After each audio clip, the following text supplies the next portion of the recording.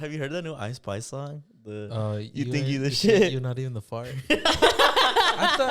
that actually real? I thought it was AI. No, I think that's It's real. real? Yeah, That's real. I Is it love that actual? song. And it's an actual verse. Yeah, you think you the shit?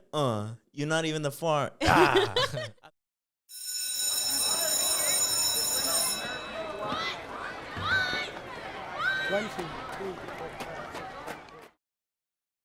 What's up, everyone, and welcome back to school. But don't worry, everything is cool. I'm your host, Jalissa, and of course, I am here with the boys, Steve and Brandon. Say what's up, you guys. What's up? How y'all doing today? I'm doing pretty good. I'm solid. I'm living. I'm striving. I'm succeeding. I'm building.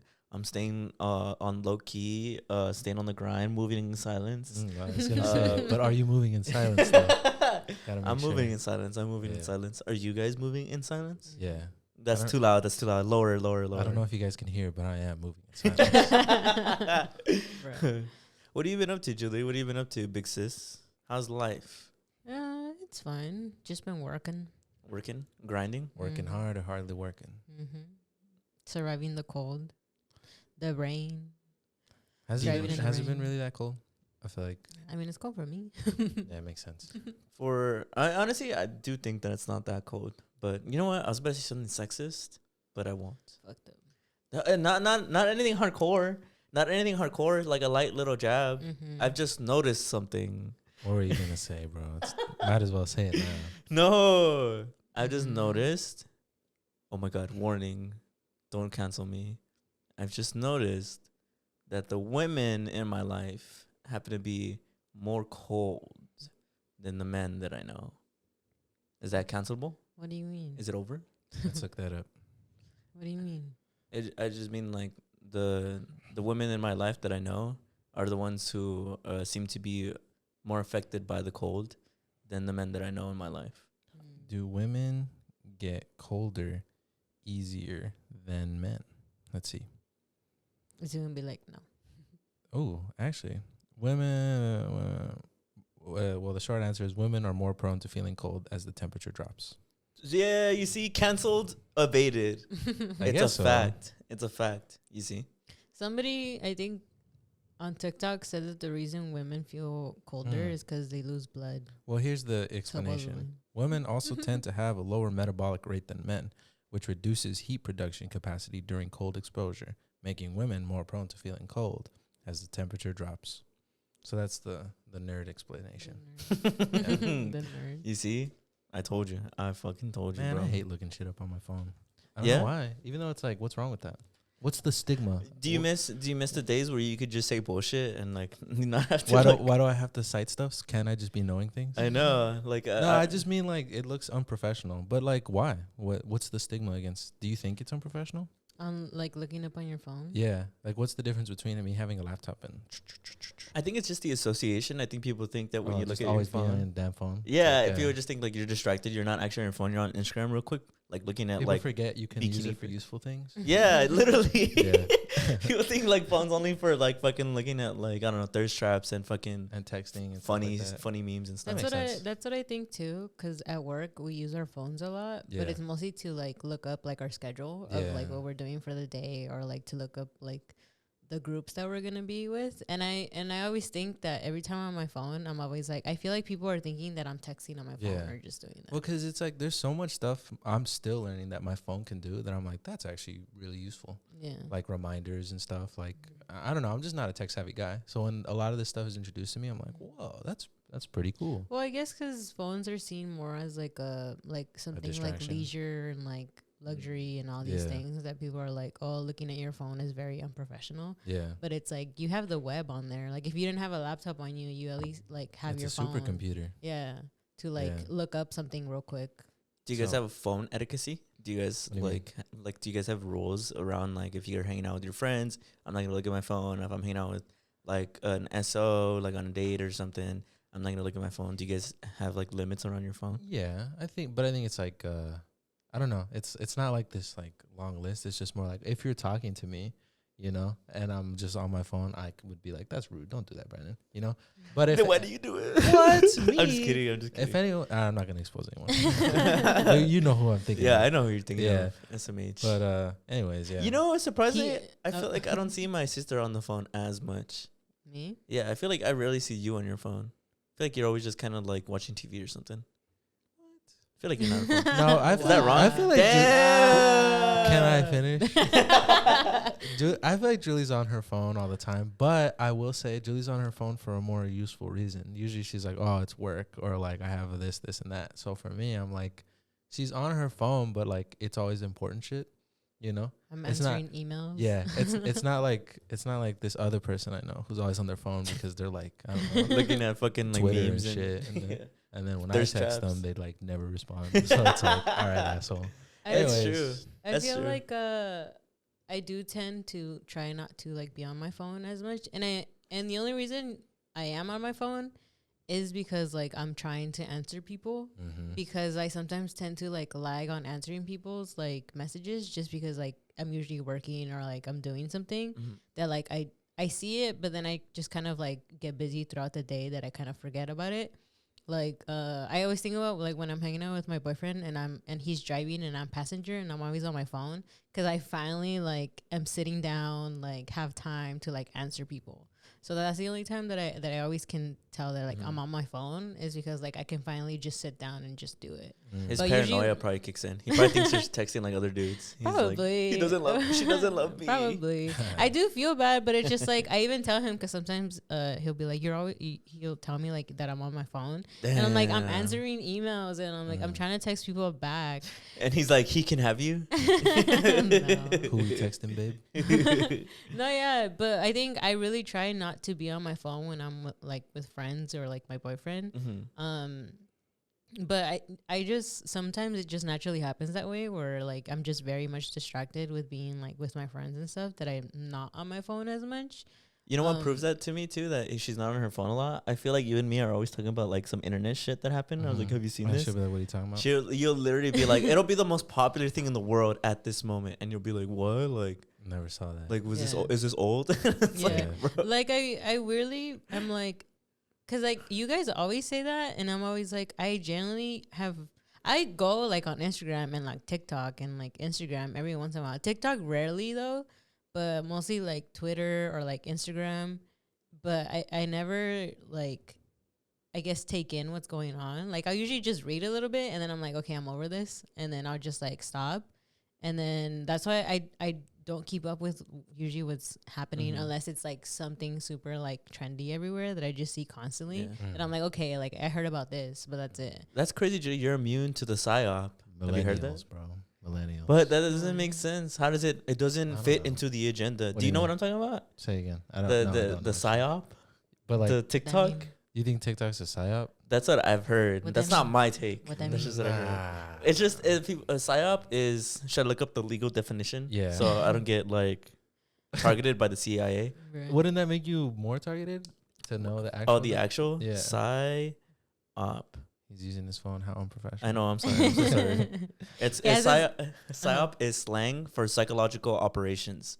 So people say that TikTok is a psyop created by China to decrease the American attention span, so we become dumber, basically. No, bro, no, not at all. That's what they say. That's what they say, right? They say it's the biggest psyop. And maybe it has some merit, not in the sense of like I think it's true, but I can see how people can think it's true. Like Yeah. how we saw that. I don't know if you guys have heard about it. I don't know if anybody listening has heard about it, but journalism is like really struggling right now. Oh, Oh, yeah. that Sports Illustrated shut down, right? And Sports then- Illustrated shut down. Wall Street Journal. No, Wait, Wall but Street. Is it Wall was Street? it Wall Street Journal or LA Times that like laid off Yeah. a bunch of people? I Basically think it's everybody. LA Times. One of them. Yeah, Well, you get the point. Multiple companies. It's Yeah. not just LA Times. There was another one too. I think the Atlantic. The Atlantic also had like hundreds of layoffs too. So right now it's struggling because people say that the TikTok, and those type of format videos have really stolen people's attention span to where somebody can be a really, really good reporter, but if they're not a good social media person, they'll never see their stuff despite how much they're doing. And that's why there's been a rise in street like journalism, like that you see when people like cover like Gaza or people go down to like the border and they cover their, but the one drawback of that is that like that's just one avenue of journalism, and there's Yeah. so many others of journalism. I So get you. people are really worried about the death of journalism, especially now, like in a year where we're gonna have the election. Like we need it more than ever. And it's only because people's attention spans have become smaller and smaller over time. That's why people say like, oh, TikTok was a psyop from China, so that way we self-destruct because our people's attention span becomes smaller and we become dumber. I know I sound like a conspiracy theorist, and it is a conspiracy, but I'm just saying that I think it's funny because when I think of that, and then I connect it to you about how you're like, TikTok just doesn't interest me. Yeah. It's like, then how does that connect? Yeah. Because I think you're right. It is like a generational thing. It's like a millennial thing. Like, Yeah. how does that connect? Because you would think the millennials are like maybe the prime maybe target. it's like, well, because how old are you again, Julie? You're 27, right?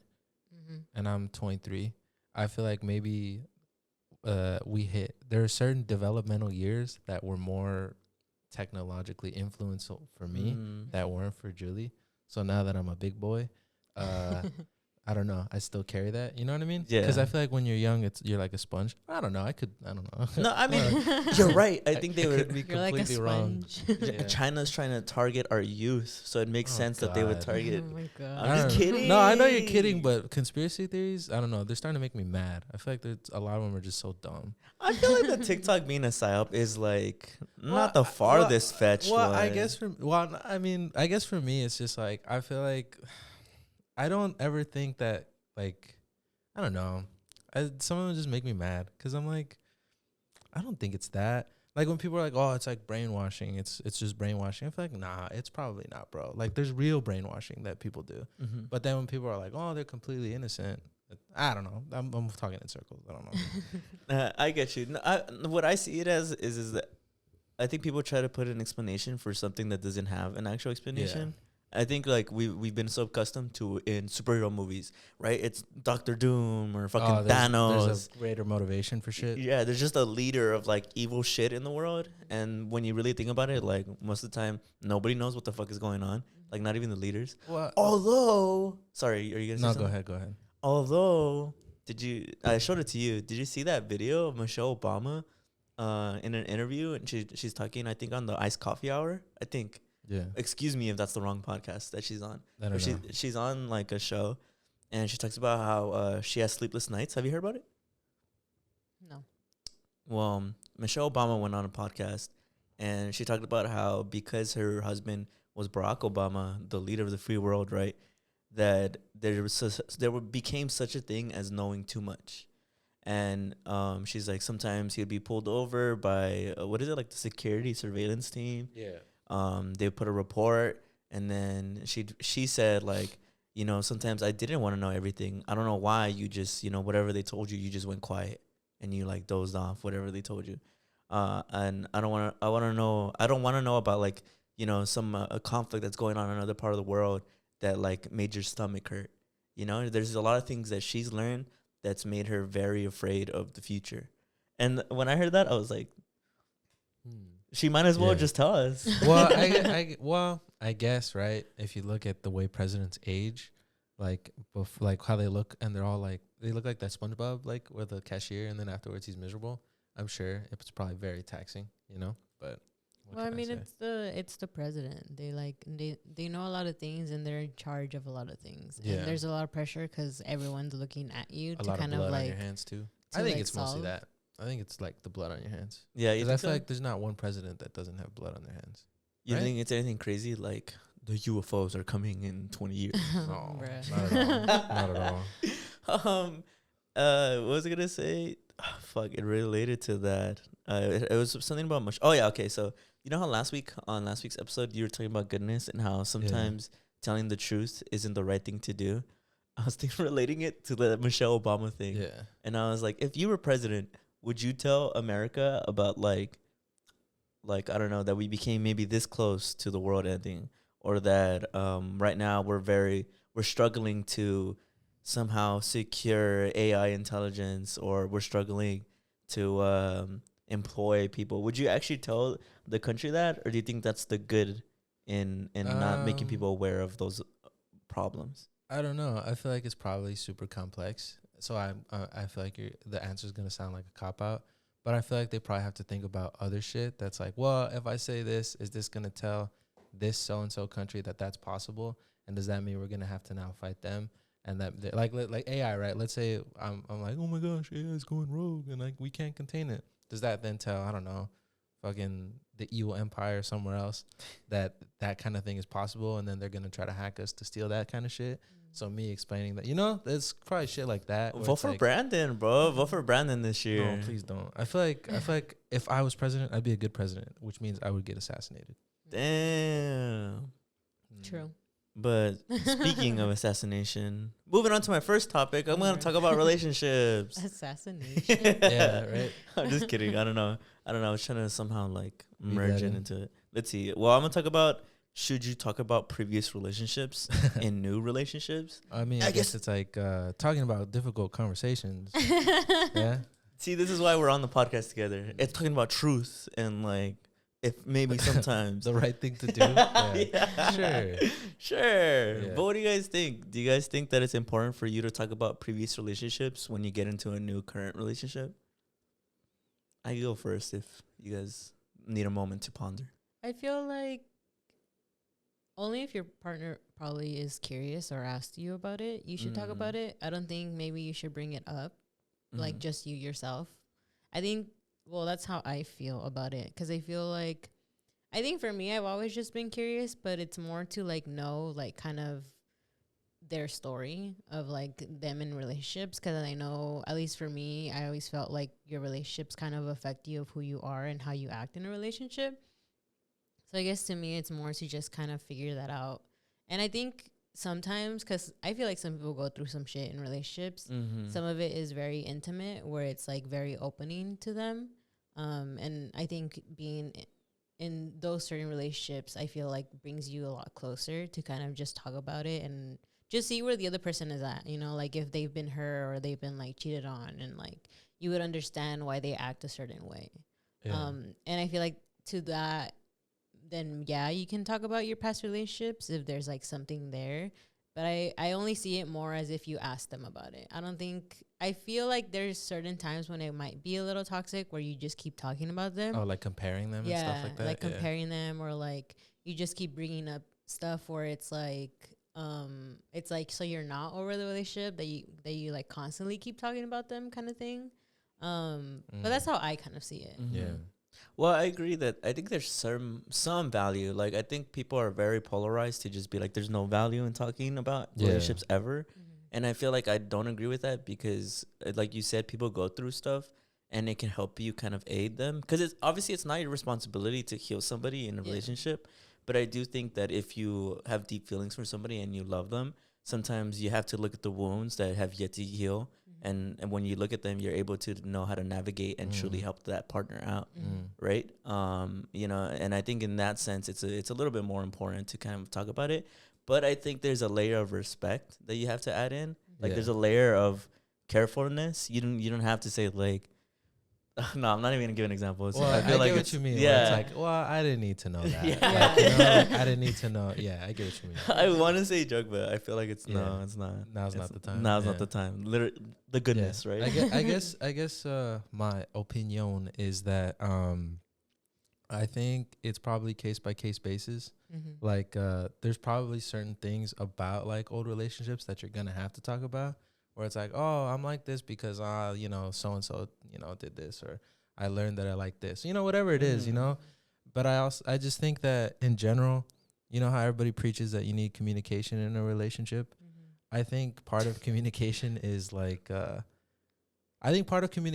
having like uncomfortable conversations. I feel like you need to have uncomfortable conversations if you want a healthy relationship, and sometimes that might be an uncomfortable conversation that you need to have. Yeah. Because maybe you don't need to talk about it, but sometimes maybe you do. And I feel like tiptoeing around it and not saying anything is probably worse too, to be like, I have this like thing on my back and I'm not really telling you, Yeah, I agree. I also think that the idea of having uncomfortable conversations, at least in theory, before you have them, there's this idea that once you have them, obviously it's in the name, it's uncomfortable, but you think that it's going to immediately just feel good because it's like, oh, we did this. But the point of it being an uncomfortable conversation is that it's very likely that you won't feel good in the moment and even after, but know that it like strengthens the love. Yeah. And the only reason I laughed when you brought up, I know everybody says like communication preaches communication is good. That's because I thought you were gonna be like, but I disagree. Yeah. That's how I No, was laughing. I guess for me, the only reason I say that is I feel like a lot of people just, like you said, I think people have this idea that communication is always pretty, and it's gonna be this like, in the way that people talk about gentle parenting, where it's like, oh my gosh, like no, we don't do that, and but that's obviously not what gentle parenting looks like. It's more just respect for feelings and shit like that. So I feel like with communication, you have to acknowledge that it's not always gonna be pretty. Yeah. It's not always going to feel like amazing. You're probably going to feel a little sore. You might, but it's a necessary reality. You know what I'm saying? Yeah, I agree. I also think that in terms of like dating, when you're first dating somebody, I think it's a little, because a little bit important to talk about previous relationships, because I think that's how you really see how they like interact. Like if you want something more serious, like you do want a romantic relationship. If you're like, okay, like tell me about your past, and you're like, oh yeah, like I would fucking like use my boyfriend for money and then use all his stuff, and then like I would never like give affection and like give him anything, and then you're like kind of like a red flag, right? You're just able to see like a lot of the past and how they acted, and you're able to kind of analyze how they would be in a romantic relationship, because I think people act differently what's the word, platonically, than they do romantically, right? I think you can meet somebody platonically and they could possibly be one of the like coolest, fondest, funnest people you can meet, but as soon as it's something romantic, I think that's when a lot of triggers and trauma come out, and they completely change who they are as a person. Yeah. So I think that's where it's a little bit important, but like I said, it's a sticky situation, because obviously when you're first dating somebody, you don't want to immediately hear about like, oh, like my ex, you know? Yeah, I Yeah. get what you mean. It can come off as intimidating. Yeah, I guess it's very dependent on like each relationship and how comfortable you are with like opening up to people, and just how I guess people accept that. I feel like if you are the type of person to kind of share that, I guess it's also just being ready of like how the other person can be, and kind of like not getting too mad at how they react, maybe because they're also not comfortable or they don't understand how to be uncomfortable. Yeah. But they're kind of like, oh, like I feel like it all goes back to just as long as you're talking about it, like as long as you guys talk to each other and like don't like escalate it even more of like what it is. I think it's just more like knowing that. I think where it always usually comes from is like just opening up and being vulnerable.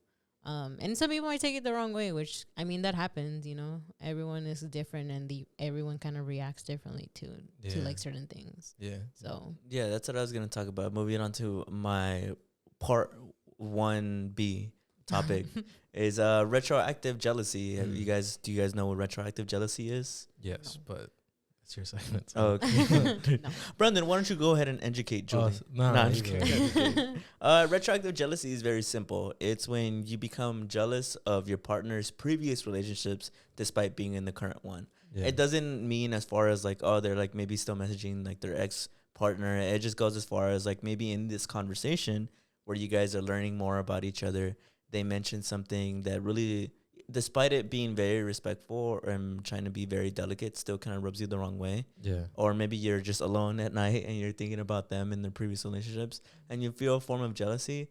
That's a very normal thing, and a lot of people honestly feel that way. Yeah. But that's what retroactive jealousy is jealousy of the past. Yeah. I had actually seen some, it came up on my For You page on like how to combat it. One thing that I really liked that stuck out to me is that understand that your partner has chosen you. Like you're the one who's in a relationship with right now, and take some pride in that, and feel the love in that. The fact that they, despite whatever they've been through, now they're choosing to be with you. And like, that's one thing that should motivate you. And he also hit like, I don't know about me, but he hit everybody who at least can relate more than me, with some truth, where it's like, it's often also coming from a form of insecurity. That's mainly where retroactive jealousy is coming from. And he was saying, like, you have to understand that you are a valuable person who is very much worthy of love. That no other person, like, is in some way superior, better, more loved than your partner, than you. And understand that you yourself, you are an independent person who is able to also have a fulfilling life despite romanticism. And I thought that was really cool because I think a lot of times people try to sugarcoat when I fully understand that, because emotions are very sensitive. But I do think sometimes you need to be hit with the hard truth of like, you're being a little insecure, and that's okay. A lot of people feel insecure. It's a natural human emotion. but you have to be able to work on that yourself, and you can't just rely on your partner being able to somehow satisfy that in you. Because like I said, your partner helping you heal is very good, but I think healing in and of itself is your responsibility as an individual. Yeah. You know, that's you. Your partner can help you, but you're the one who has to do it. And I think that's what I found was the most beautiful. I'm gonna cry. Yeah, bro, you said it all. Yeah, no, you guys I'ma are gonna cry. add. Well, I feel like I don't know what there is. I'ma add. just I cry feel like in that the was a really background. good, very tight segment. I mean, Okay, yeah. okay. I'll move on to my second. I guess we'll move on. Or let's see. Okay, What do Julie. you have to say, Yeah, Julie? yeah, Just Julie. kidding. No, I'm just kidding. have you ever felt retroactive jealousy? Yeah, but I feel like, I guess with my current relationship. I keep wanting to laugh because I keep thinking you guys are gonna say something out of pocket. You'd be like, "Yeah, but I just Yeah, like live with but- it." Yeah. I bury it. I just cry every night. Yeah. No, I'm just kidding. My boyfriend never covers me.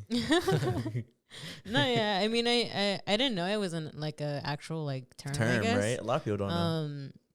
Because I guess I feel that way with my current relationship, but I feel like if I think about my previous relationships, it's because I was just really young and like I didn't have anything to compare it at the time. So I feel like my previous relationships felt like they were like not perfect, but like they were like there was just something there that I couldn't compare, which is why there was never like jealousy, there was never like insecurity or like not trusting them. And so then now that like I've gone through a lot with my current relationship, I feel like I sometimes think about those things. And even for him, like when he does mention like his past, I'm like, damn, like I feel like to me, Like, I think what I so think you hate me? No, well, yeah, I sometimes do that. No, I'm just kidding. No, what I sometimes think about though is like I guess for me, it reminds me of like I think about I guess in my current relationship of how we would be if we had never like gotten hurt. Like I feel like because I feel like sometimes I think for the both of us we kind of tend to what's the word, like we like hold back sometimes. I get that feeling because I think we're both still scared because I think we both individually have gone through something in our past where like it feels that way. So to me, it makes me jealous of the fact of like how we used to be before we were ever like heartbroken or like before we were ever like betrayed in any way, and how we would be now. Like because I feel like it would take us even more to it. But I think that's just like me overthinking it because I'm like, we're good in our relationship. We're both happy and like we're doing our best even after being hurt, you know? Like we're doing our best that we can for each other. And so I guess to me, I always just think about that. And I do think about like, damn, how he used to be, like how he used to treat his exes or whatever. Like, did he treat them better than me or something like that? Damn. And then you throw it in his face? No. And then you block him? Nah, I don't block him. I'm not toxic, bro. I know, I'm just kidding. No, but yeah, I think about like those things. And I do always catch myself when I am thinking about certain things, and I'm like, I know that it's coming from insecurity and just like my own past. So I'm like, I understand where it's coming from too. And again, like I've learned that when I do feel, I guess, those types of ways, I'll tell him like, hey, like I'm feeling insecure today. Like this is how I'm feeling because of this. And like I've learned to at least communicate that, because I also learned that through therapy, where like I think for me, I would start bottling everything and then eventually it would just kind of explode. And it's happened before where like I guess something kind of triggered me that he did, or like I was thinking about his past or some shit. And I kept it in because I was like, oh, I could just handle it myself. Like I know where it's coming from, is this, blah, blah. But then eventually it was just like I would just overthink because I'm an overthinker. So then everything would just like come at me. And so then my therapist was like, I think you just need to communicate that to him, because then it all just ends up kind of like exploding on you and you explode on him. And I was like, okay, then like I understand what I need to do now. And I mean, you can communicate those things. It's again, like we've said, like it is uncomfortable and it is also you being vulnerable again, but it's good to talk about those and be open with your partner because they're your partner, you know? There you go. You got to be intimate with them. There you go. First hand account. There you go, Julie. I'm proud of you. You are loved. Julie, insecure about what? Be like, I'm the shit. I know I'm the... Be like... have you heard that new I Spy song? You think you the shit? You're not even the fart. Is that actually real? I thought it was AI. No, I think that's It's real. real? Yeah, That's real. I Is it love that actual? song. It's an actual verse. Yeah, you think you the shit? You're not even the fart. Ah, I be going hard. Ah, they think. Man, I should have seen her live for the crowd. She was right there, but I didn't. Who did we see instead of Ice Spice? Do you remember? They think that I'm thicker. Who did we see? Was it Pink Panthers? No, because they were in the same stage. No. No, they weren't. Ice Spice was in on the other side. Guys, you guys are giving me retroactive jealousy right now because I didn't Oh, you go. didn't go. I didn't go. You guys are giving Retroactive me FOMO? Bro, retroactive jealousy. bro, I'm jealous. I told you that I was gonna get you your ticket to go. Bro, I You were literally also was no. like, my sister is selling a ticket. I thought it was gonna be lame. All right, is that what you want me to say? Yeah, I thought it was dude. gonna be whack. That I shit thought was that shit was actually- gonna be trash. That shit was dope That as shit fuck. was dope as fuck. You guys are doing it right now. Imagine if you guys were my Imagine- SO and you guys were like, my ex was when Did we go? awesome. When did we go? November 12th. November. November okay. 11, 12. All right, let me Yeah. look this up. Fuck you guys. 'Cause it's gonna You guys bother are me. really doing this right in front of me. Bro, Fuck you guys. Caliuchis though. Yeah, that shit was cool. Keep Bro, rubbing it. they were right. Everybody in the crowd was saying she was pregnant, and she was right. Okay, I didn't have to be there to know that, bro. I knew she was I didn't pregnant. have to be there. I knew she was This I guy. pregnant. think it was Pink Panthers because I just remember her being like, "Hello, Ken Flogno. Can't Anyone flog he- no. Hello, Ken Flogno." Are you sure? She did say that, bro. Ken She came out. Flogno. She's like, "Hello, Ken Flogno. Anyone here from London?" That's pretty good. That's pretty good. I swear to God, she came out. She said, "Hello, Ken Flogno. Anyone here from London?" It was- Entire crowd silent. Entire crowd was silent. Nobody said a thing. She's like, "Really, no one here from London?" And she's like, "Well, Ken Flogno, let's get started." And I was like, "She sounds hilarious." Okay, so Ice Spice went in between Caliuchis and Tyler the Creator. So it was that time when we were like just sitting and We didn't want to walk, and we that couldn't makes move. sense. That makes sense. That makes sense. Makes sense. But So moving that's why we didn't see on. her. I said moving on. He's pissed. Moving on to my second Nah. topic. Okay, yeah. Go ahead. I wasn't even. I tuned out. I started. Everything became like in the movies and the TV It shows goes, where it became muffled. like when Walter White learns he has lung cancer, and he's Yeah. like, That was me right now. I just heard muffled. "Okay, so what's your Tyler, next the Creator. topic?" So my next topic is just two fun facts. Yeah. By puberty, according to research from the University of Oxford, did you know men need at least 2 guys' night out a week in order to stay healthy? Did you know that? Two Wow. guys now. Guys night. I did know that. They need 'Cause 2 guys' I night? did know that because I sent it to you.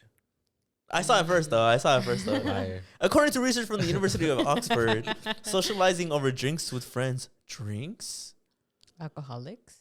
Does it have? To How be does alcohol? that? Yeah. Does it have to be? Just Maybe have to be water. Could be It could be boba? water. Pepsi or some shit? Socializing over drinks with friends is not just enjoyable for men, but also beneficial for their overall well-being. Oxford University study by psychologist Robin Dunbar suggests that men need to meet up with friends twice a week for optimal health benefits. What about the ladies? Is this across the board? This or- is about the men right Oh. now. Let me have my pause. Yes. This is literally just like last week. Didn't I say something similar? I don't remember. Anyways, Dunbar emphasizes that various activities from team sports to casual gatherings contribute to forming strong bonds. Maintaining such friendships helps reduce depression related to financial concerns and job insecurity while also promoting quicker recovery from illnesses as per the study. I guess that makes sense. You see, Julie? Let your man go out with his friends. He does go out with his friends. Liar. Yes, he hangs out with the boys. He hangs out with the Does he? boys. Yeah. Thoughts, bro? Any thoughts? Very cool. What if your friend group is just girls though? That's why I was like, are they saying like, does guys' night like literally mean just guys, or does it mean like the boys? You know, or it's like you just gotta hang out with buddies. That is true. That's a Mm. little sexist, is it not? Yeah. That's why I was trying to figure that out, because I'm like, sometimes now it's like more of a mixture of like your It friends. is honestly, Yeah. yeah. My friends are a little bit of a mix. So, Do better, puberty. Do be- better. It's Oxford. Oh, University. it's But Oxford. puberty, We'll do better, Oxford. do better. I'll leave it off at that. Do the other research now. Yeah. Now it's funny because now I can be like, if I'm going out with the guys and it's for my health. literally, I mean, I also feel like just hanging out with your friends and like It is getting out good of the for you. house is good for you. Like Yeah. just Yeah. to like kind of distract you from everything else. And I also feel like if you're also going with a lot of like your best friends, it's also like a time for you to kind of just like vent out if there's anything going on. So for sure, it's like I think either or is like guys, girls, whatever. Like I think it's just good for your health either or. I like what you said. Support systems, shit like that. You know. Yeah, I believe in that. All right, I'll move on to my second one. Did you know people who leave the party without saying goodbye save up to 2 days per year? Did you know? I don't know. Save up to what? 2 days per year. What that mean? Like the time they spent not saying goodbye adds up to 2 days. Oh. Get it? Like let's say it takes you like, I don't know, like 20 minutes or something to say goodbye to everybody. Mm-hmm. Instead of just leaving right away, eventually by the end of the year, it saves you up to 2 days. What? I don't know. I feel like I don't know if I. Where do you get this information? Because to me, it's like, how many parties are you going to? It says it says the UNSW's Time Management Institute. No, but I mean, like, how many parties does this average out to? You know, because like to me, it's like I go to like maybe one party a year. I'll read you the description. A new report from the UNSW's Time Management Institute reveals that spending time saying goodbye at parties may be costing people dearly. The study, based on interviews with 2,000 Australians, Australians, bro, they're upside down. Is that fucked up to say? And why? Because they're like down under. No, I thought that was like their shtick, you know? Oh, okay. And then the water goes different in the toilet. Maybe that's why it's like different. Anyways, the study, based on interviews with 2,000 Australians, found that on average, individuals attend 25 parties per year. Once they decide to leave a party, it takes an average of 45 minutes to say goodbye, totaling approximately 18 hours and 45 minutes each year spent on farewells. The report suggests that those who say goodbye may find themselves repeating the same excuses to multiple people and risk being convinced to stay longer by the host. Okay, that makes sense. I guess I see that. The study recommends opting for a sneaky runner or backdoor Benny as more efficient and less draining exit strategy. A backdoor Benny? Wait, let me repeat that. As a more efficient and less draining exit strategy. I don't know. It didn't say how many parties though. Huh? It did. It did. 25. Yeah, it said 25 with an year. average of 45 minutes Per goodbye. Know. Yeah. In my experience, I just like, all right. It's called the Irish goodbye. Oh, maybe this is like a. Never mind. Do you? But I feel like culturally, that's hard. What I was gonna say. I feel like culturally it's probably different. Yeah, because I feel like because they're Australian, it's a little different. At least here, like from the Mexican Americans that I've mainly been around, especially at parties, whether it's family or actual parties, it's kind of seen as disrespectful if you just leave without saying goodbye. Yeah. It feels like, damn, so like fuck me then, like you know, like fuck the host. I feel like people take it very personal if you don't say bye, because every time they're like, oh, where's this person, and they're like, oh, they left. They're like, they didn't even say bye. Yeah. For a classic, like, damn, they didn't even say bye. And then the fuck them. Well, I don't know. I don't think 45 minutes. Fuck. I mean, I don't know. If you know everyone at the party. Yeah. I don't know. I feel like I just be like, all right, my head out, I'm going to take off. And it's just, all right, drive safe. Catch you. That's about it. You know? Yeah. True. Well, it's because some people like stop you for like conversation. Maybe people just don't want me to stay. Like, all right, finally. Damn, I didn't even think of that. I feel like some of it is for you, maybe. No, that's fucked up, Julie. No, because I feel apologize like, right now. At least I'm sorry. Okay, at least for like, I would assume that when you're like walking out, people are like, "Oh, you're leaving," and you're like, "Yeah, it was nice seeing you, bro. We should hang out. Like, we should go out." And you're like, "Yeah. Like, when are you free? Well, we'll see. I'll probably text you. Yeah." And if they're drunk, like, they're like, that probably was 45 seconds. Okay, but if they're drunk, that's multiple people. Like, if you know multiple people in there. And if they're drunk, if they're hammered drunk, they're going to be like, listen, bro, before you go, I just need to tell you how much you mean to me. You're my brother. I love you. Or they'll tell you a story. They're like, bro, remember when I saw you? And I'd be like, all right, that's cool. Tell me some other time. That's fucked up. You're fucked up. What? Yeah, nah. I feel like, nah. Fucked up. I don't know. I don't think that's fucked up. If I got to leave, I got to leave. Damn. Might as well just not say bye at all then. I'm just kidding. That is true. I'm just kidding. You'll save 2 days though. What? You'll save 2 days. Maybe. But I go to like maybe one party a year max. I feel like on average, you probably go to like 5 though. Me? In 1 year? Yeah, like on average, 1 year, one whole year, like 5. All right. Let me see. I go to your Halloween party. Yeah.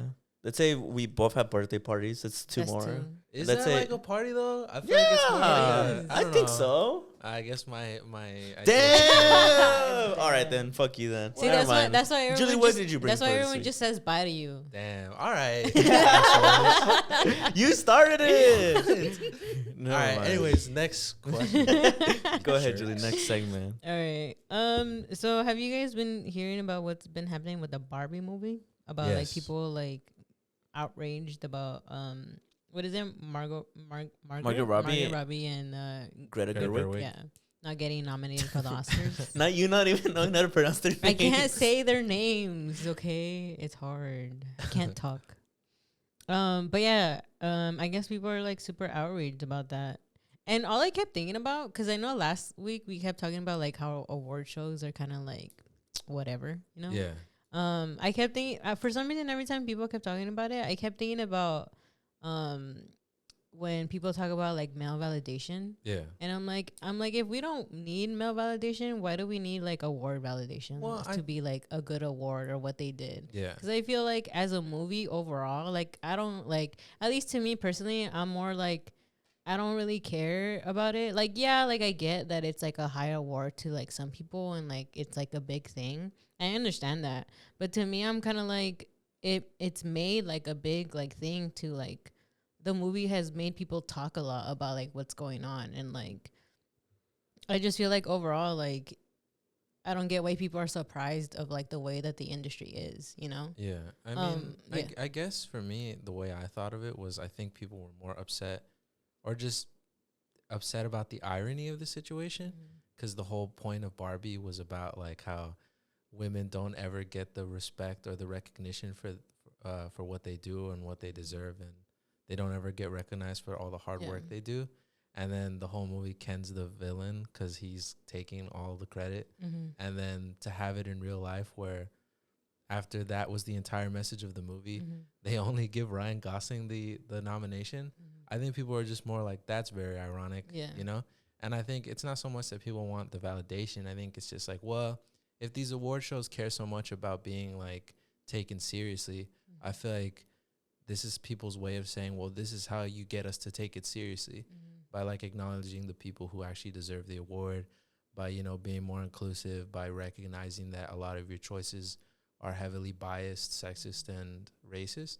You know? So I think it's more that. I don't think, you know what I'm saying? Yeah, but I kind of see both sides of it a little bit, like, because I've seen the argument too of people being like, that it's like a white imperialism feminism, that like it's like trying to get feminism and like something through that isn't as important as some other issues going on. That's true. But I've seen people also argue like, I think it's what I want to hear more is your take, Julie, because I feel like as a man, it just feels wrong to kind of give my take. I mean, I have the voice and I have the freedom to give my take, but I feel like I miss at least a lot of layers of it. Like I talk about it all the time about how I think women go through invisible obstacles in life that just is hard for men to see. And I can fully I like acknowledge that I'm probably just not seeing some things.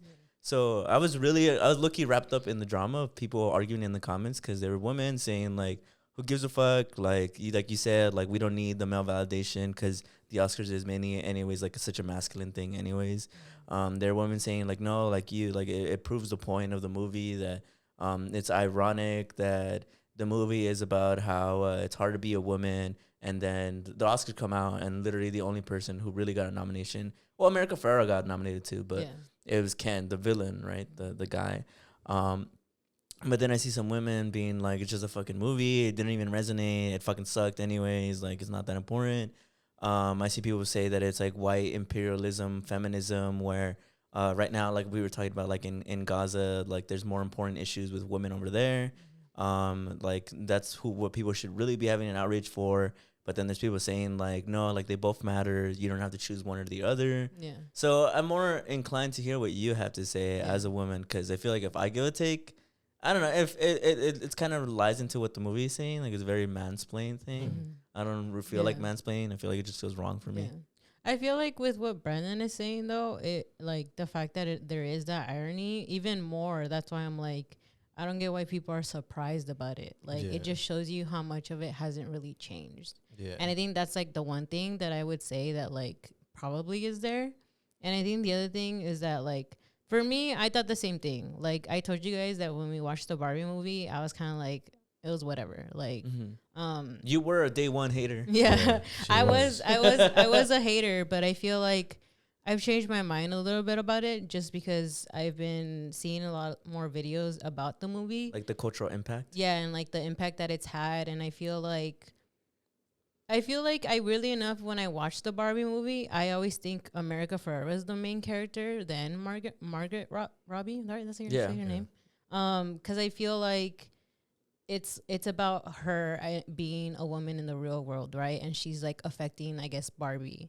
And I feel like to me, it just like it is a white woman, right? And I think maybe that's why for me, when I went into the movie, I was like, oh, it's a white woman and it's a white director too. It's a white women director too, and I was kind of like, oh, it's constantly still like, yeah, it's women, but it's still white women. And I remember still kind of going in that mindset with it. And I think it was also for me that when I went into the movie, I thought it would be more like a fun movie. Like I thought it was comical, like it was like there was jokes and stuff like that. But I thought it would be more just like a girl movie. Like I didn't think it would hit too much of like kind of like feminism and like all these things and joke about like all these things. And I feel like to me, the reason I didn't like it was because I felt like I knew these things and it's always so obvious. It's the same thing that's always played out about women. Like it's the same thing. At least to me, it always felt like it was the same thing. But then eventually, when I get like you. Like there's it didn't feel like revolutionary, right? yeah, it was just like it's the same thing. It's the same thing. I know. I've heard this from a very young age. Like I know all these things, right? And then I guess seeing a lot more videos about it, I just realized that to some people and the reason it resonated for a lot of people is because I think a lot of people kind of go through that, but nobody ever talks about it as often as they should maybe.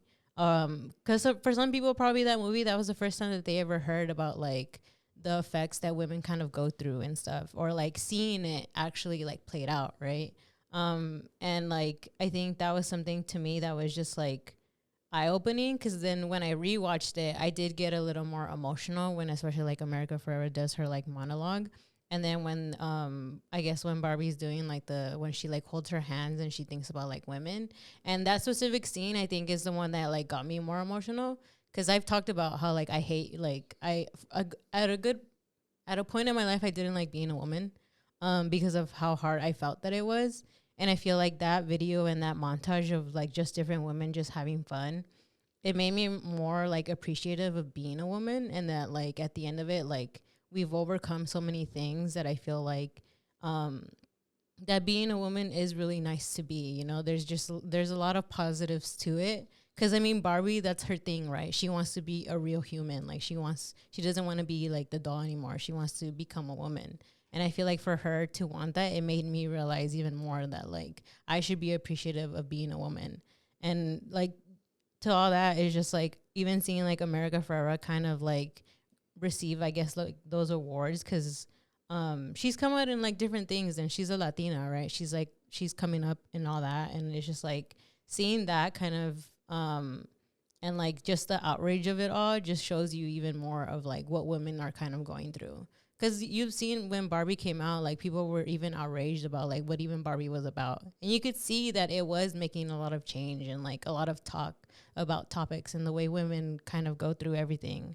So to me, it was just like I saw it more differently now. And then especially when like the Golden Globes happened and then it was like all about Oppenheimer and all of these things, it still was another reminder of like there's still this like dominance of like male and like the patriarchy and all these things, because like that's the big movie, right? But then this is a girly movie and like it's not taken as serious because it's like all pink and all these things, and you can see it in firsthand that it's like not being like taken, I guess not. I mean, wouldn't say serious, but it's just like it's not like being appreciated as much as it should be. I think I agree. I was gonna say, beyond that, now that you've spoken, I thought that it was a very political move, like from the Academy to not nominate Barbie in a lot of categories, because I felt as though they understood that there would be backlash. Like I thought about how if Greta Gerwig for Best Director went up against Christopher Nolan, it's very obvious that Christopher Nolan's going to win. Like, I just think it's very obvious that he's going to win.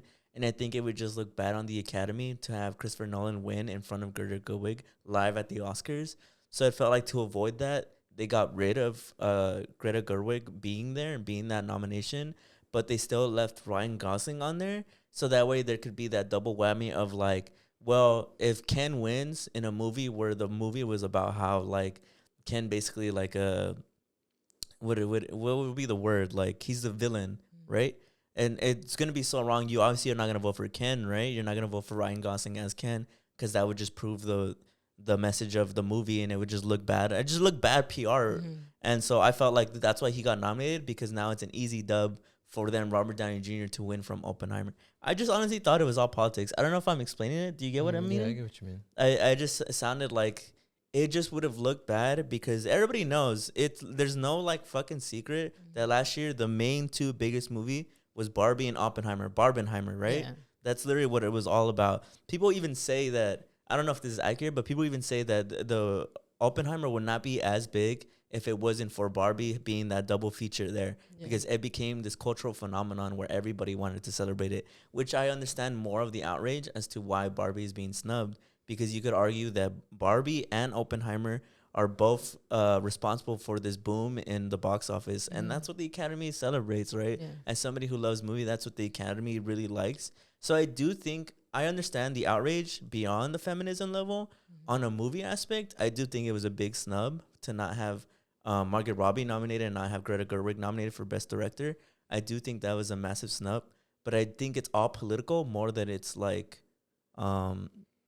what's the word? Like sexism, I guess. It's more political, but it is a bit of sexism for sure. Yeah.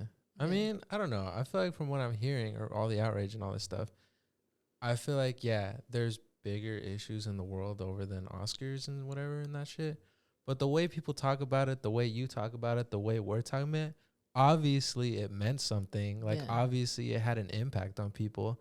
Like, if people are taking time out of their day and it's enough for us to even notice, to even talk about, you can't sit here and deny that it didn't do something. Yeah. Even if you didn't like the movie, you're talking about it. You're talking about what it meant, what it did for women.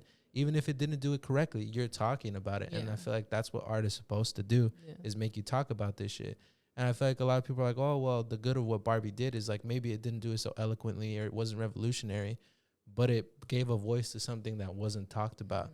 So for me, I'm like, then I totally get why people are upset and why people feel the irony and stuff like that. That's why I was like, I think it's just the irony of it all. Yeah, because that people wanted it, it meant something to them, and they wanted, you know, so the that's acknowledgement. So that's why I'm like, the whole movie's about that, you know. Yeah. So the irony that it's playing out in real life to me is more. I wouldn't say people are outraged in the sense of like, oh my gosh, protest. You know, it's just more like, oh, how ironic, like, you know, like it's true. Yeah, because I just think I agree with you that if you look at Oppenheimer, which is like the main character is literally about a guy who in the movie itself, he is a womanizer, and they talk about it. They're acknowledging that.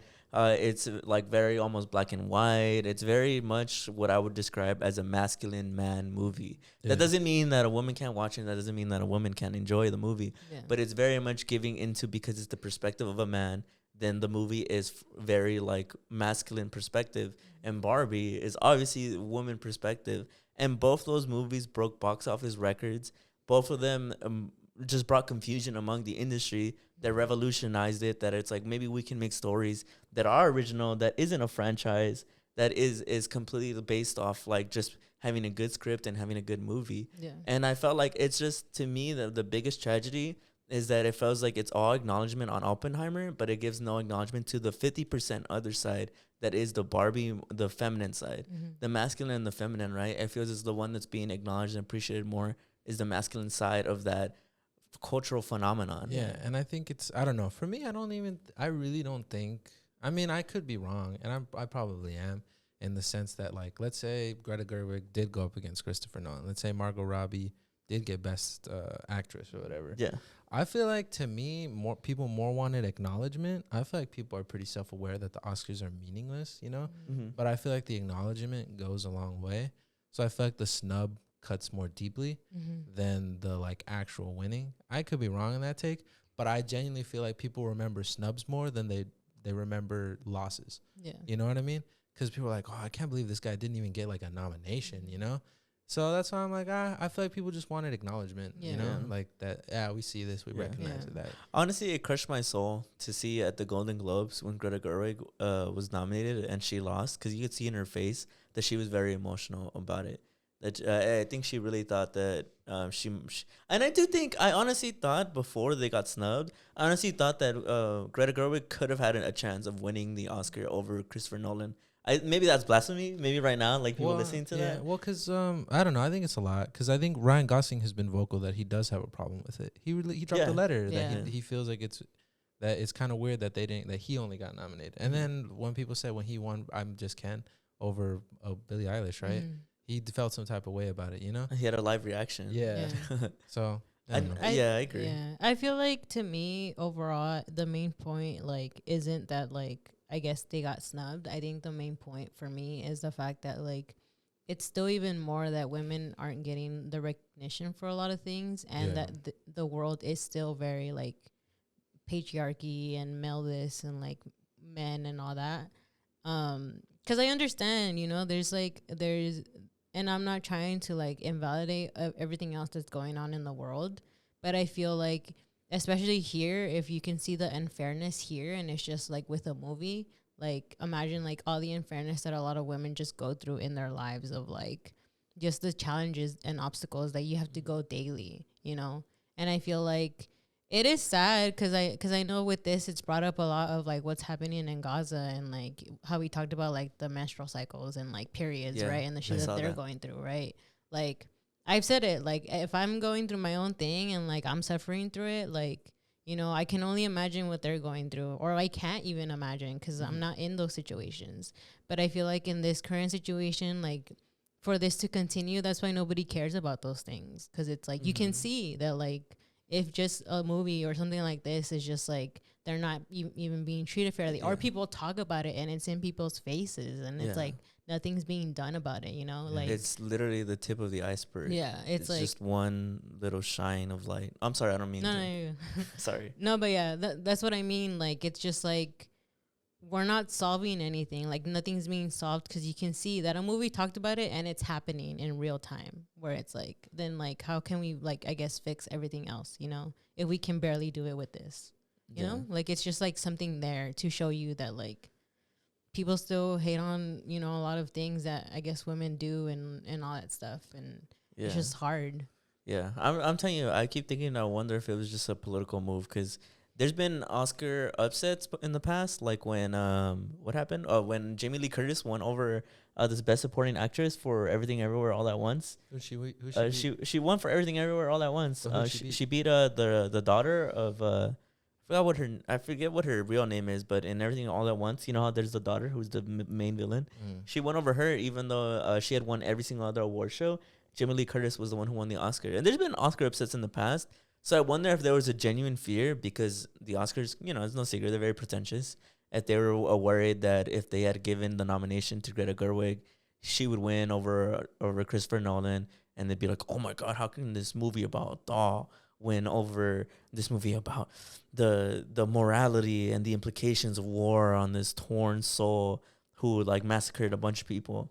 Because it's not like I guess what gets me too is Oppenheimer, as if like Oppenheimer is the most like perfect movie in the fucking world. Like I enjoyed it. I thought it was a good movie, but obviously on a like moral, the same way we're talking about Barbie and its implications in society, Oppenheimer had its implications too. Like what do we do when we glorify somebody who literally took the lives of thousands of people, you know?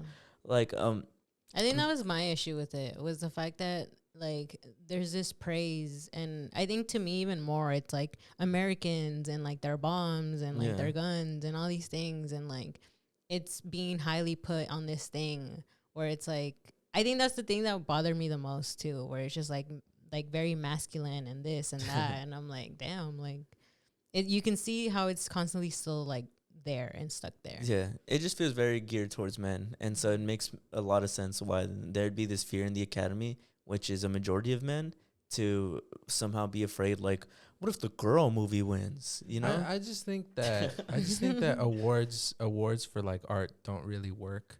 I feel like it works, but it doesn't really work because art isn't a sport. Yeah. Like to say like one form of art or one piece of art is better than another, You honestly can't really. Like, I mean, you can pick apart like technical aspects. Like, Yeah, I you was know, gonna say like there's some like, you know, you can be like, oh well, maybe this had a better use of like legitimate like lighting the and stuff. cinematography. Yeah, but to sit down and be like, this had a better message, or this was more better artistically. What does that even? It's all objective, you know. Yeah. Yeah. So I feel like, I don't know. That's why I feel like it's always Yeah. pretty hard. And But that's why I especially- think it was a political move, because Yeah. they were genuinely afraid of Barbie winning. But this is just No, but I'm just saying. Schizo Steve. But I'm just saying, like, I don't even think the Oscars even did. It's been known that it's just a campaign thing. And who produced Barbie? Like, who was it? Warner Brothers? I think Margot Robbie. Margot Oh, Robbie. you mean Like, like who? Like, who put production it out? company? Yeah, because it's. I it's think it was Warner Brothers. Because Yeah. it's usually whoever has more money. Is it Warner Brothers? Yeah, it was Warner Brothers. Yeah, and then who did? I think Legendary Pictures. Yeah, I think. I could be wrong. yeah. Imagine they're both produced by Warner Brothers. Oh, really? The- That makes sense. But I don't know. Well, yeah. Yeah, but go ahead and leave it off on that. That's all I have to say about that. Me too, bro. There was one thing though from the monologue from that America Ferrera gave, and that I thought was interesting. Is she said, how you can understand and accept that things are rigged, but you still have to be grateful when like you get like certain recognitions for certain things. Yeah. I get And you. I was like, damn, It's true. crazy. It's a man's world. This is a man's world. But it wouldn't be nothing without a woman. Or a girl. You see? Very You nice. see? Very That song cool. says it That's all. how it ends, though. That says it all. That's the Very perfect cool. way to end all that segment. I'm not a good singer. I'm no singer. Who has the best vocals of the three of us? All right, pick a song. Hit a and we'll- note, and hit a we'll- note. and we'll Nah, sing. don't Hit a do note. this Do to it. me. Nah. Hit it. I'll just give it to Julie. Julie wins. Hit a word. Hit it. This is a man's. Oh, I know. Do the Can I Call You Rose? Go ahead. I thought that was like a song from the 50s. It's not, right? No, it's like new. Very cool. I know, right? Go ahead. Hit a Can I I'm not Call gonna You sing on here. Rose? No. Can I call you? Julie wins. Julie wins. No, Brandon, you can't not gonna do forfeit. that. I forfeit. Boo. Boo me all you Boo. want. I've seen what makes you cheer. I'm gonna sing. Bro's I'm quoting Rick from Rick and Morty. Rigor mortis. all right. Brandon, what did you bring for this week? I think it was also like a puberty. Well, it's not what Puberty? I'm talking about, but it's what started. Did you guys see that a study suggests that kids who are obsessed with dinosaurs have a higher rate of intelligence? That's what I had. That was my other. Uh-huh. Fact that I had. Yeah, sure. I don't believe it. I wrote it down. I feel like people got who I proof. know who are obsessed with dinosaurs. Nah, never mind. He's so mean. For what? I'm sorry. I'm just kidding, Brandon. you're not though. I'm There's am truth kidding. in every joke. Nah. I am kidding. Anyways, Aw. that wasn't what I was gonna talk about. I was I'm just dead. that's what sparked the Brandon, like, I'm sorry. Nah, I apologize. The damage is done. I'm sorry. Anyways. It's just a joke, I Damn. swear. Be nice to each other. So that was a study, right? And I was like, oh, I like dinosaurs a lot. Mhm. And well, the reason I like dinosaurs a lot was I really like the movie Jurassic Park. It's my favorite movie of all time. I think it's a really good movie. Anyways, but like the point of that movie, right, is about like the limits of like science, right? Like what's immoral and what's moral in the name of scientific study. I mean, there's the iconic line, right, where it's like, well, you spend so much time wondering if you could do something, you didn't stop to think if you should. I think that's a really cool line because it's like it emphasizes, the principles in the case of like, what's okay to do in the name of a scientific venture. And I guess I'm going off on a little bit of tangent, but I think that's a very deep like theme in the movie. But again, this is not really what I wanted to talk about. I guess it more just had me thinking about what is immoral and what are the ethics in like a lot of scientific studies. Because I remember learning about this, and it's one of those things that I don't know if you guys have these memories where it's like, I feel like I remember learning that. And I always think about it as a fact, but I never took the time to like actually go back and wonder if that was actually true. And I remember, I don't know if I learned it in high school or if it was one of those edgy kids who told me, and it's like, it was something about how a lot of like surgical understanding that we have of the human body comes from experiments that were unethically done during the Holocaust. That's true, right? That's true. Yeah. Well, Damn.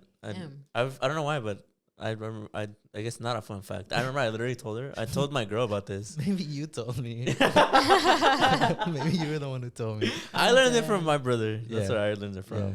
But I was thinking about that a lot, about how like that actually does happen. Like there's a lot of scientific things that we have or like have discovered that like showed up in very unethical ways.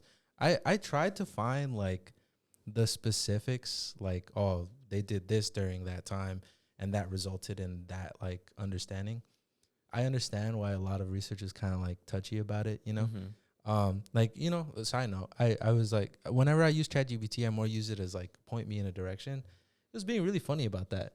It was being very In like, what way? like I asked it if like that was true and it told me no. And then I asked it a different question, which was like, oh, like, have there ever been any scientific discoveries made in unethical like ways? And then it brought up that. And so I was like, wait, so you said it wasn't true and now it is true? And then it did that. Actually, it's because, you know, I don't want to make you think that it's okay. You know, I was like, dog, That's like, dumb. you know, That's I don't so know. I hate dumb. when ChatGPT does Yeah, that. I get you. What's it called? Never mind. Go ahead. No, go ahead. What were you saying? Nothing. I generally just lost. I'm lost in my thoughts. Well, because then I started thinking about, like, I guess relating it back to Jurassic Park. Like, there's real stuff that is proposed right now to do. Like, you guys have heard people want to resurrect mammoths, right? And that is feasibly possible. And there are, like, real supposed or proposed, like, benefits to doing that. Like, one of the ones, you've probably seen it on Joe Rogan, but it's true. Like, you can fact check this. One of the, like, benefits to people say to doing that is it could maybe help with global warming, that if they release mammoths into the Arctic tundra, it would help with certain vegetation that is like good, you know, certain vegetation. It will keep permafrost from melting, and so it could genuinely help global warming. But other people say, like, no, we should focus on the animals that are like actively going extinct, because the way they would do it, right, is they would get an embryo of a woolly mammoth and they'd have to put it in an Indian elephant, which is the closest living relative. But Indian elephants are already endangered, so people are like, well, you're Why don't we wasting. just make more Indian elephants? Yeah, well, because people are like, you're wasting an embryo and a pregnancy in an Indian elephant, an already endangered species, on something that's been long extinct and for like thousands of years. So people already like, you know, say that that's unethical. That is hard. That's a hard That is ethical hard. question. Not even scientists can answer it. Can Personally, my personal take is I think we should. Like, I feel Ooh. like that's cool, but. Brandon said, "Fuck them scientists." I know what's right. But I'm biased. I feel like I like Jurassic Park. So, Yeah. but then I started looking up like other, you know, scientific studies that resulted in, like, I don't know, I guess good stuff. And I think we've talked about it here. There's like the Guatemala syphilis experiment. Have you heard of that? Yeah. Where basically it was sponsored by the United States Public Health Service, which was basically they sponsored researchers to infect Guatemalan individuals with syphilis. And basically they just let them like have it and like succumb basically to it, die just to see what would happen. And what was, what was really unethical about this is that they basically, they let them die and like succumb to it, even though we very much had penicillin at the time and it was known that penicillin helps syphilis, but they withheld that just to see what would happen. Yeah. But that scientific research obviously informs like stuff that we have now. And then you can think of even NASA, right? Or even like Oppenheimer, like we just talked about that. A lot of those scientists who were like the head of NASA, who put a man on the moon, which a lot of that technology, like, didn't we get the MRI machine from NASA? I'm pretty sure that's true. We got the MRI machine from NASA. Source, Brandon. Yeah, I just be knowing shit. But you know, there's stuff like that. But a lot of those guys who like led the Apollo missions were Nazis. Like they were Nazi scientists. I don't have the quote because I don't know. I should have. That was Oppenheimer too, German scientist. I should have got it, but one of I think the lead scientists of like the first Apollo mission was like an SS officer. Like, it wasn't like they just worked, like the Nazis just had them captive. They were active like members of that team, you know? So I don't know. That's really that's an interesting, like not interesting, I guess. It's like, oh, I couldn't even say it. It's crazy. It's a moral gray area where I think that we get a lot of benefits from it, but it also brings into question ethics. Because I remember in my freshman year of high school, this is what I was going to say earlier that I lost my train of thought.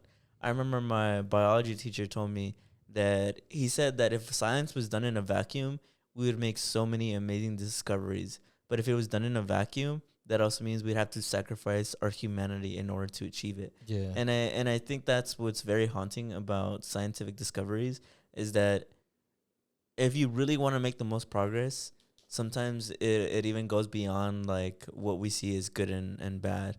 I mean, the most I can think, I don't know if you're gonna bring it up, but the one that I can think about right now, stem cells. Yeah, Like, well, yeah. you're gonna bring it up? Well, Okay, I I'll save wasn't it gonna then. bring it up, but I was gonna be like, that could be an example. Go ahead. Yeah, like stem cells, how stem cells can literally regenerate you parts of your heart, parts of your brain. Could stem cells could literally maybe cure cancer, could cure people who have deformities. But the bad thing is that a stem cell obviously comes from, you know, an embryo and turning into being fertilized by the sperm, which is then turned into a zygote, which brings in the question: is that alive? Is that a future life? Well, Is yeah, it not? that's what stalls a lot of that work, right? Is that a lot of people? Well, obviously, I mean, you can hear about with abortion and stuff. A lot of Yeah. people have a huge problem with that, but that stalls a lot of. I personally don't think that's. I mean, I get Well, what you're because saying. it's but you always know on what I the mean? it's always on the ballot, no? do you About mean? stem cells, It is, right? yeah. That A if lot it of should be times. like approved or not, But of you know, like whether yeah. to like do it or not. Yeah, there's a lot of Yeah. stuff like that. Cause I was thinking about, I genuinely forgot what sent me down this rabbit hole, but I think it was something about like, I think it was one of those like thought experiments or something on, you ever see those on TikToks where it's like, what would happen if this happened? And it was talking about like a head transplant. Like if a person could ever like have their head transplanted onto another body, not like Get Out where it's like the brain, but like just genuinely from here. And like I was like, is that ethical? Like, is that weird? Like, could we feasibly do that? And my guess is we probably could if we wanted to. Because have you guys seen that old video of that? I think it was a Russian scientist where he would keep dog heads alive. Yeah, and then he would tickle like the nose, and they Yeah, would, like, so it showed that they were very much like alive. It wasn't like they were just like reacting. It's like this. It's disturbing. You probably shouldn't watch it, but yeah, it's like a severed dog head. it's like a severed Licking dog its head, nose. and it's alive, but it's just its head.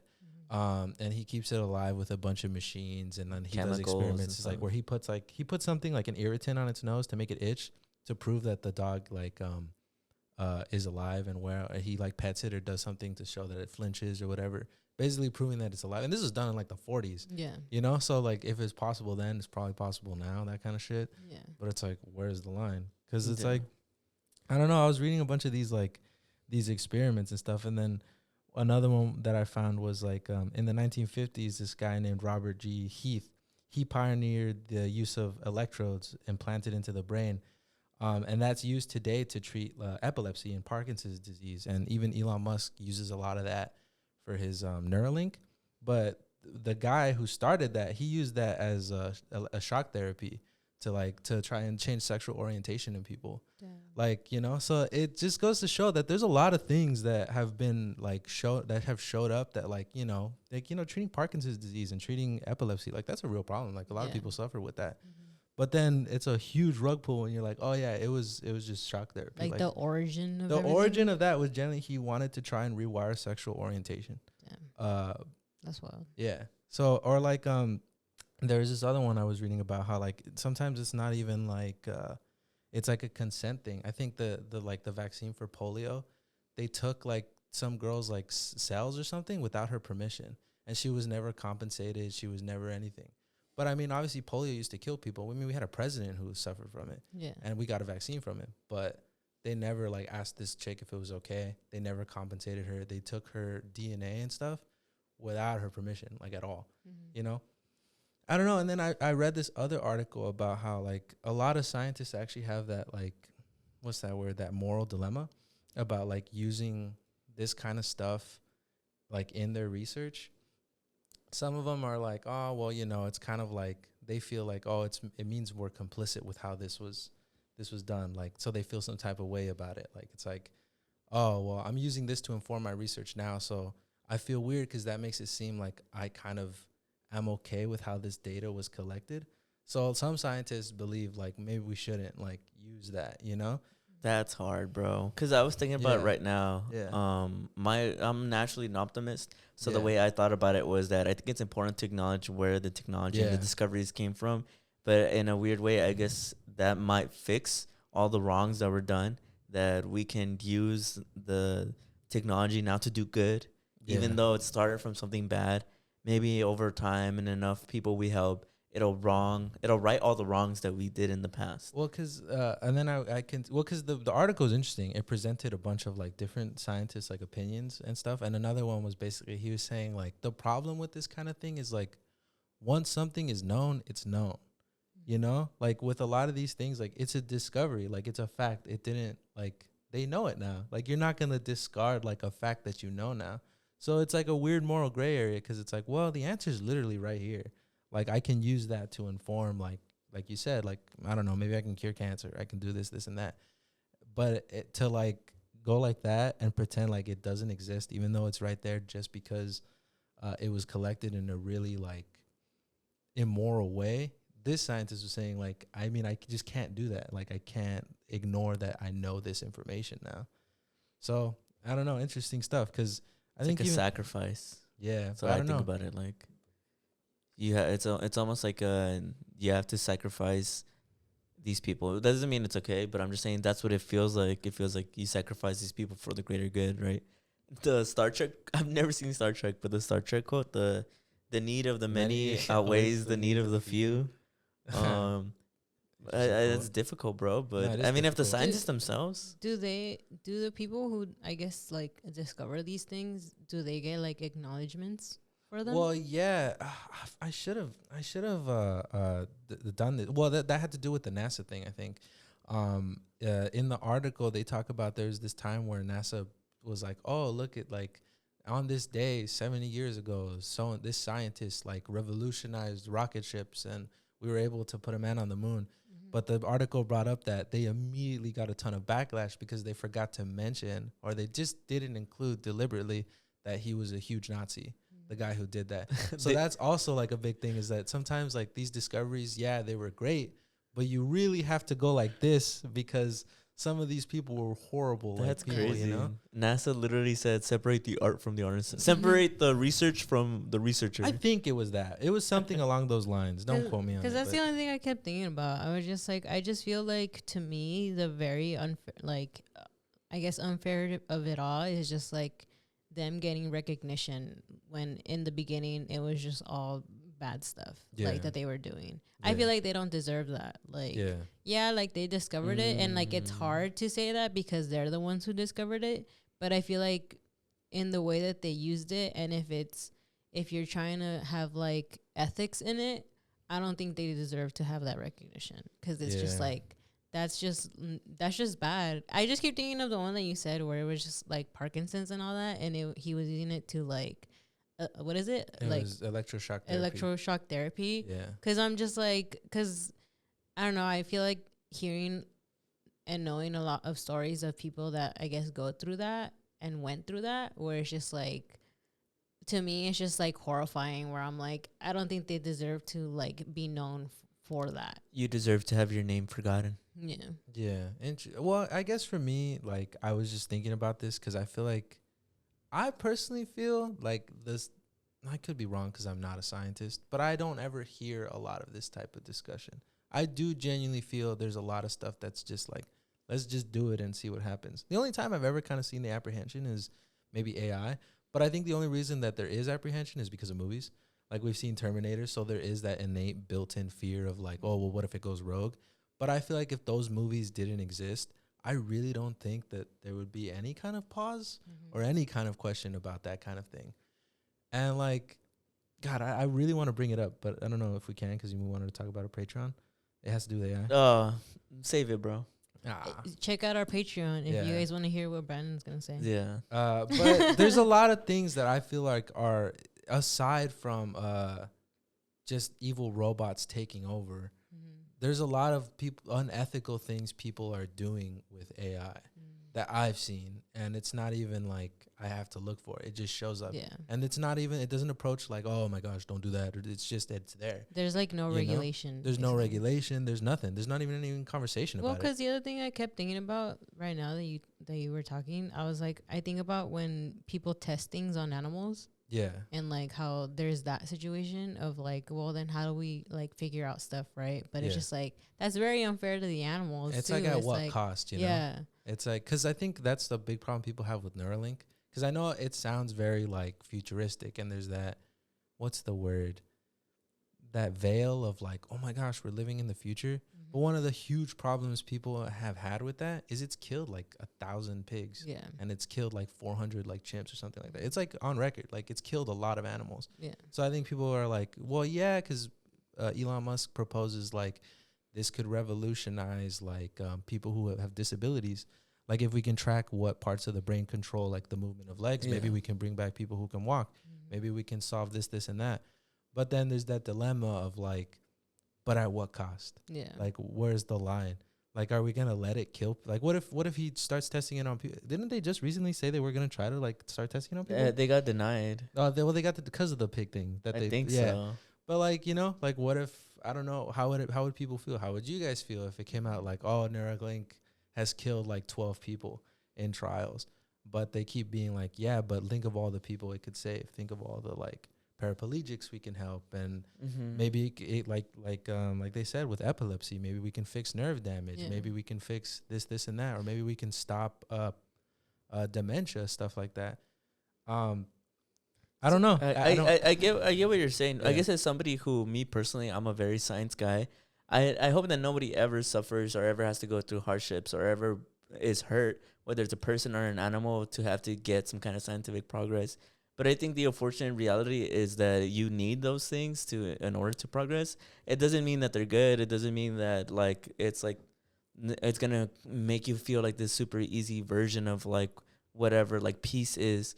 But as somebody who really admires science, like it's just like unfortunate that that's like the reality of the world, you know, and it lays on the shoulder of the scientists and the researchers who have to do that. But I just feel like that's just it's almost like a necessity. But is it like there's no other way to kind of like do that? I personally disagree. I think that there is a line and there should be a line. I feel like doing stuff and just like because we could or like is very like a very dangerous like area to be in.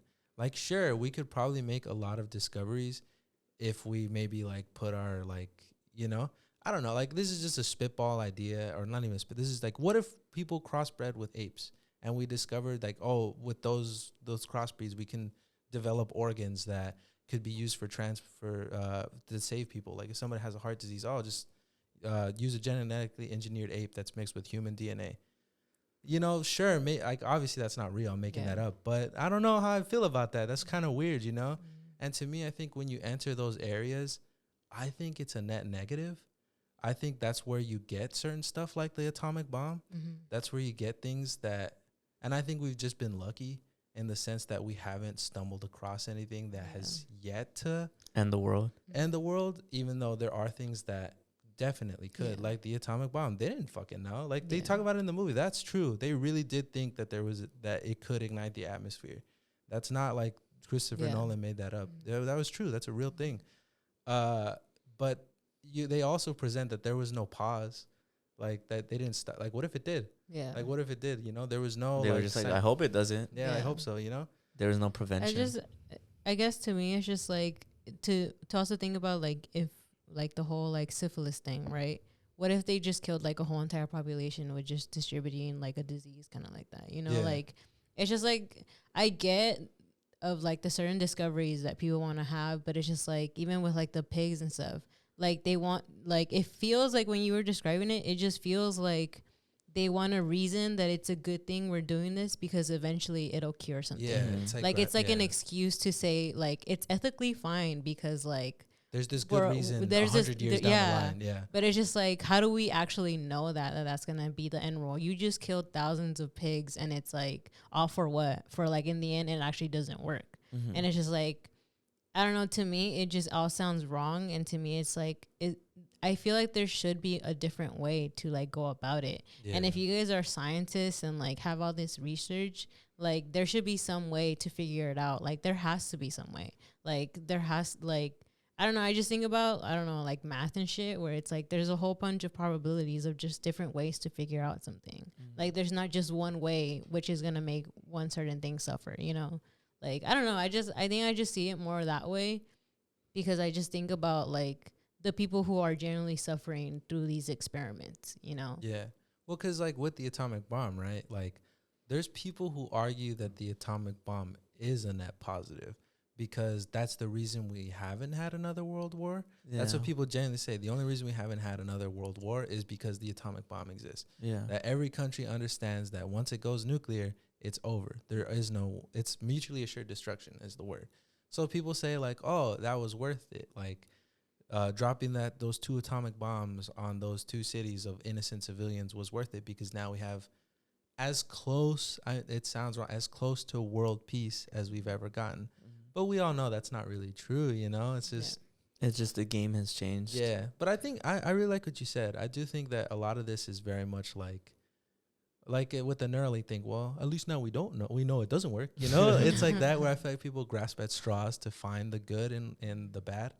But I don't know. I'm not a scientist. I don't really know. Like, yeah, and I don't the answers. envy these questions that... Yeah, but especially with the Michelle Obama we brought up earlier. Like, I don't envy some scientist in some underground bunker in the world fucking having to be like, do I sacrifice my morality and these lives, whatever that may be, for the possibility, not the for sure certainty of a greater good, but just the possibility of something so magnificent, or do I stop what I do and risk? Because the atomic bomb that you brought up, right? They say it in the movie too. It's like, do we kill these thousands, 100,000s of people in Japan, or do we risk the war continuing more and millions of soldiers dying, right? So it's the same thing. Like, I don't envy those scientists having to, because that's literally questions that change the trajectory of humanity. Yeah. So I think it's very difficult. It's a very difficult subject. I didn't present this to be like, we need an answer, or even, I just found it just very interesting because I feel like thought-provoking. it's very thought-provoking, and I do think sometimes it's a forgotten part of science that people don't ever really like. And that's good. Like, I think people should care more about science. It should be emphasized more. Yeah.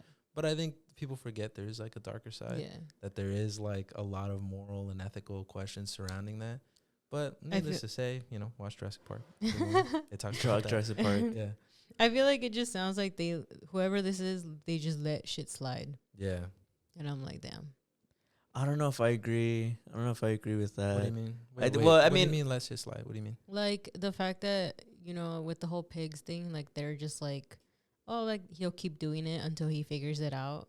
Where it's like, but you're killing like animals, you know, like they're just letting it happen. They're still letting him do his experiments, you know? I get what you mean. Like, that's what I meant. People, I get what you mean, but I don't know if I agree that that's like the vibe I really get from like people who have to like be confronted with those type of moral dilemmas.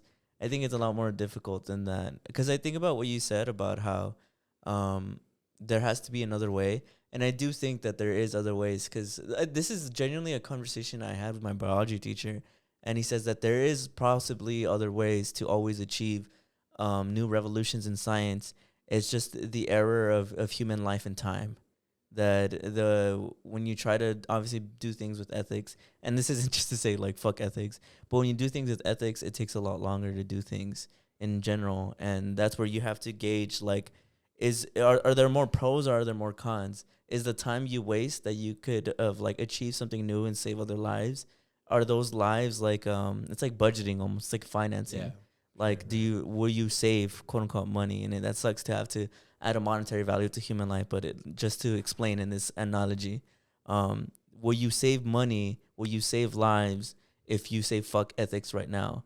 Is it worth it to wait and try to find an alternative while people die? You know, it's like a difficult question, and I feel like to say that it's just somebody who lets shit slide, at least to me as somebody who really likes science, I feel like that's putting it too simply, because I feel like I really don't envy those scientists. I don't think it's an easy thing to just kind of like kill life. But I could be wrong. Maybe they are psychos. But I don't know. I feel like the thing that kind of was sticking with me throughout all this research, I guess, is that a lot of these experiments, there's a common theme. A lot of when they started are in very bad times or times of desperation. So you see this one's in the 30s, this one's in the 40s, this one's also in the 40s, this one's also in the 40s, this one's in the 70s. And if you can think about what's common about those is there's a world war. Mm-hmm. And the 70s, I don't remember when Vietnam ended, but I think it ended in mid 70s. Mm-hmm. I could be wrong. But I want to say 73. I don't know why. But I think a lot of these like scientific discoveries, or a lot of these things, like the Nazi one, or the one there's the Japanese in World War II did this one, or the United States conducted this one. There's a lot of militaristic power behind it, or even like the Apollo program. The only reason the United States ever gave a fuck about that is because the Russians, we were in a space race with the Russians. It wasn't in the name of this scientific pursuit. They literally were like, no, if the Russians get there before us, who knows what they can do. It's always been this, like, I don't know. For me, I feel like a lot of these things have these very dark motivations of like, well, I can't let them do that. We got to get on top of that. And so I kind of get what you mean, where it's like, to me, I feel like it feels that a lot of this stuff, or when it gets into these moral gray areas, they use that fear to justify like not only getting it started, and then they use the greater good to keep it going. You know what I mean? Yeah. So, I can understand that then. Yeah, I wonder with the Neuralink, I wonder what the lie or the conspiracy is that they're selling. Like, I wonder if it has to do with the pandemic and stuff. And this. Well, I feel like the Neuralink genuinely is like, paraplegics and then dementia and stuff like that, you know? So, but I don't know. Needless to say, I feel like this kind of stuff is interesting. Yeah, I find it interesting. We had time. Yeah. We have But see, time. Jurassic I was Park's, like, we had time. Jurassic but Park's deep like that. I guess I'll just end it off with that message. Just watch Jurassic Park. That sums up what we were basically talking about. You spend too much time talking about whether or not we could do something. We didn't stop to ask whether or not we should. But at the end of the day, no, it doesn't work that way. You have to have like some foundation. All right, spit the. I feel the like line. we haven't been able to do it this year. That was last year. Let me That's see. all last year, the, Brandon. Oh. That's all last year. Well, no, it's too corny now. That's the out of 2024 is we no longer say, but everything's cool. Because everybody just knows. We just okay. Everybody just knows that by now. Everything's gonna be okay. Everybody knows. Everybody knows It is known that he fucks you. Okay. But before we say goodbye and see you guys next week, I gotta do a shout out to all our patrons. Shout out to Yoel. Shout out to Jada Chicano. Shout out to Daniel Villanueva. Shout out to Sarah without an H, and shout out to Carlos. Your patronage is greatly appreciated. And if anyone ever wants to join the Patreon, our link is always in the bio. We're about to talk about some crazy shit right now. We really heard me struggle to not talk about it on the podcast right now. He was scratching his neck. So if you want to watch that, you got to subscribe to the Patreon. We got a lot of amazing content. But thank you to everybody for watching. We hope you enjoyed this episode, and we'll see you guys next week. Bye. Bye.